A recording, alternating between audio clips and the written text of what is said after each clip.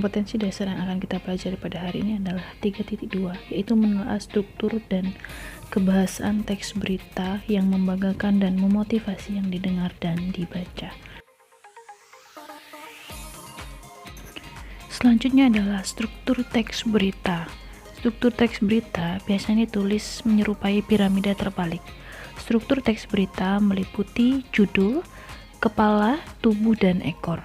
Biasanya, kepala berisi informasi penting yaitu berkaitan dengan 5W plus 1H. Selanjutnya yang kedua adalah tubuh.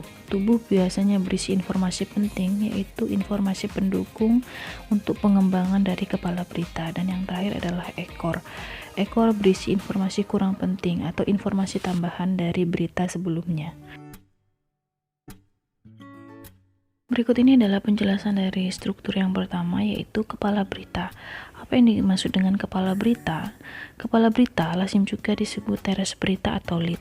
Kepala berita adalah berisi saripati sebuah berita yang melukiskan seluruh berita secara singkat. Bisa dikatakan kepala berita memegang peranan penting di dalam penulisan suatu berita. Selanjutnya itu struktur yang ketiga, yaitu tubuh berita atau body. Berisi peristiwa yang dilaporkan dengan bahasa yang singkat, padat, dan jelas. Tubuh berita merupakan perkembangan dari kepala berita. Bisa dikatakan semua penjelasan berada pada tubuh berita ini. Kemudian yang selanjutnya adalah bagian yang ketiga dari struktur berita, yaitu ekor berita, yang berisi kesimpulan dari isi berita. Kemudian bahasa yang digunakan adalah bahasa yang singkat dan jelas. Selanjutnya kita akan mengenal kaidah kebahasaan dalam teks berita. Yang pertama, penggunaan bahasa bersifat standar atau baku yang lebih mudah dipahami oleh umum. Bahasa daerah akan dihindari oleh media nasional. Selanjutnya adalah kaidah kebahasaan yang kedua, yaitu menggunakan kalimat langsung sebagai variasi penulisan berita.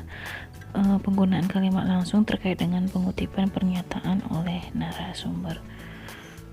Dan kalimat langsung ini biasanya ditandai dengan tanda petik 2. Selanjutnya itu kaidah kebahasaan yang ketiga, yaitu penggunaan konjungsi bahwa yang berfungsi sebagai penerang kata yang diikutinya. Hal ini terkait dengan pengubahan kalimat langsung menjadi kalimat tidak langsung. Selanjutnya itu yang keempat, yaitu mengenai penggunaan kata kerja mental atau kata kerja yang terkait dengan kegiatan hasil pemikiran.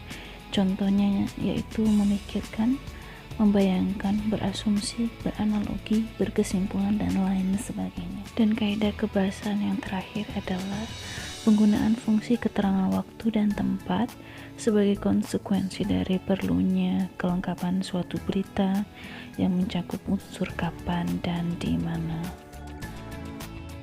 Baiklah anak-anak, itulah tadi materi berkaitan dengan struktur dan kaidah kebahasaan yang ada pada teks berita. Untuk menambah pemahaman kalian, maka setelah ini akan saya berikan kegiatan penugasan. Silakan kalian nanti kerjakan tugas berikut.